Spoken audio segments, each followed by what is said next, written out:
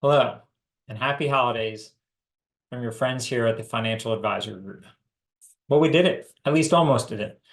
We're almost through another year as we head into the end of December, and just wanted to send out sort of an update of some of our thoughts on 2023. And we'll end with something that we think we learned, which is important to always keep learning. Uh, One of the people who actually passed away in 2023 was Charlie Munger, who was Warren Buffett's right-hand man. And one of the things he said over and over again is that you always need to be learning, constantly be learning. And I think at the end, we'll sort of tell you something we learned from 2023 that reinforce something that we already thought.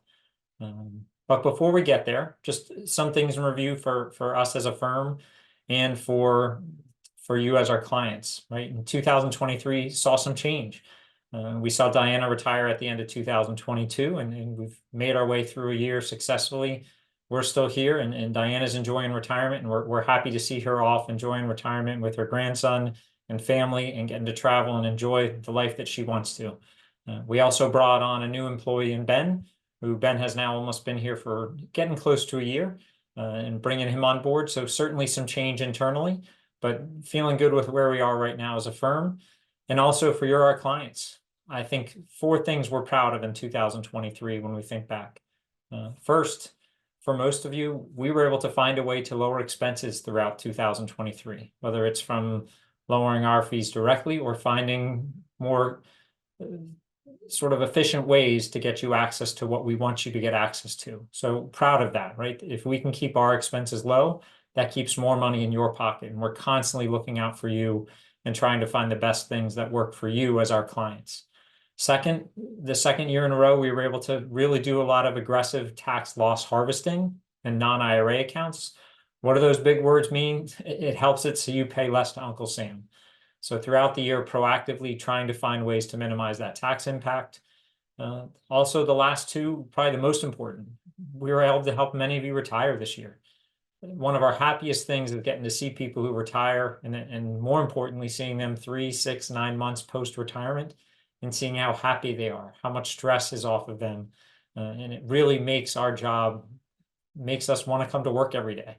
And what's become more of a trend, the last thing we'd mention is working with more and more of your kids and grandkids to help get them started down this path. So a lot of good things in 2023. And we thought, just wanted to sort of put that in summary as to what happened within the firm and also get into what we've sort of created, what we call our own mini short naughty and nice list. And I think as always, we tend to start with the naughty stuff. So when we look back to 2023, we have just one main thing, although we'll break it into two, that we put on our naughty list. First, economic prognosticators.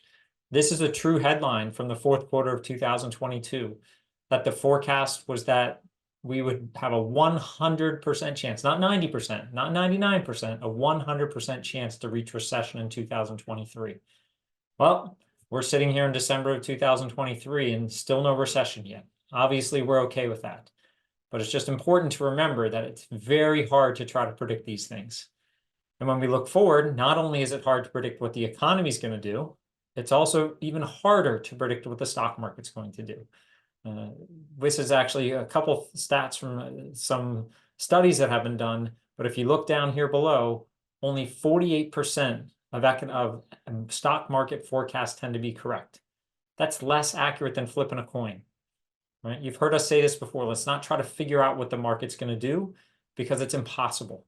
You can see up top in this chart, what this shows is the blue diamond represents market prognosticators' predictions of where they thought the market would finish in 2020, 2021, 2022, and 2023.